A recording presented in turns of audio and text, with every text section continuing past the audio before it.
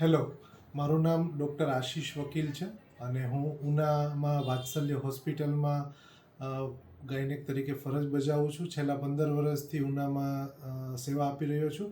આજે સ્પેશિયલી તમારા બધા માટે હું એક સંદેશ લઈને આવ્યો છું, જે ભારત સરકાર દ્વારા 28 ફેબ્રુઆરી 2026થી સર્વાઇકલ કેન્સર માટેની HPV વેક્સિન 14 વર્ષની દીકરીઓ માટે સિંગલ ડોઝની આવેલી છે. સો એમના માટે હું થોડી વાત કરવા જઈ રહ્યો છું. તમે જે જોઈ રહ્યા છો, બહેનોની અંદર આ રિપ્રોડક્ટિવ સિસ્ટમ એટલે કે પ્રજનન તંત્રની સિસ્ટમ છે, જેમાં આ ભાગ છે જેને ગર્ભાશયનું મુખ કહેવાતું હોય છે. બાળક ગર્ભાશયમાં રહેતું હોય છે અને આ ભાગ જે છે એને ગર્ભાશયનું મુખ કહેવાય છે. ઇંગ્લિશમાં અથવા મેડિકલ ભાષામાં એને સર્વિક્સ કહેવામાં આવતું હોય છે. આ જે સર્વિક્સ છે એનું કેન્સર જે રૂરલ એરિયા છે, જે પછાત એરિયા છે, તેની અંદર સૌથી વધારે કેન્સરનું પ્રમાણ જોવા મળે છે બહેનોમાં. જ્યારે ઓલ ઓવર ફર્સ્ટ નંબર સ્તન કેન્સર જોવા મળે છે અને બીજા નંબરે સર્વાઇકલ કેન્સર એટલે કે ગર્ભાશયના મુખનું કેન્સર જોવા મળે છે. ભારતની અંદર 18% બહેનોને જે કેન્સર થાય છે એમાંથી 18% કેન્સર સર્વાઇકલ કેન્સર હોતા હોય છે. મતલબ કે દર કલાકે ઓછામાં ઓછી 4થી 5 બહેનોનો આ કેન્સરનું ડિટેક્શન પણ થઈ રહ્યું છે.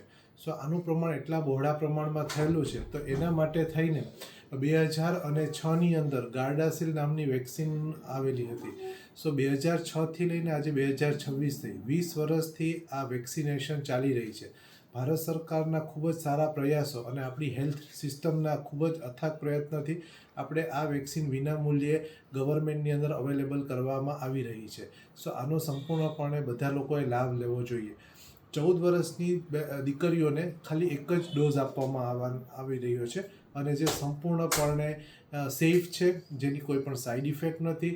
અમે લોકો પણ છેલ્લા આઈ થિંક 15-18 વર્ષથી અમે લોકો આ વેક્સિન આપી રહ્યા છીએ, જેની કોઈ પણ સાઈડ ઇફેક્ટ જોવામાં નથી આવેલી.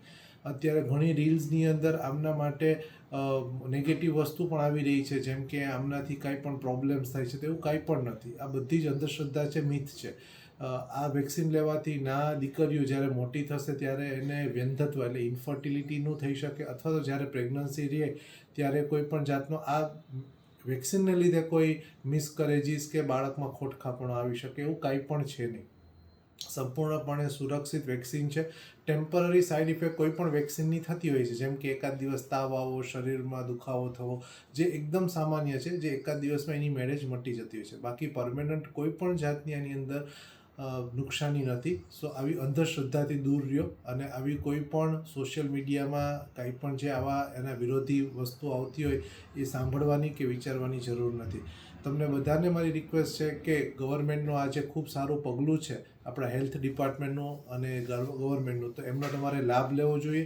ઉનાની અંદર ગવર્મેન્ટ હોસ્પિટલમાં જે પ્રાથમિક આરોગ્ય કેન્દ્ર છે ત્યાં અને શહેરી આરોગ્ય કેન્દ્ર ભીમપરા છે, ત્યાં આ વિના મૂલ્યે વેક્સિન મળે છે.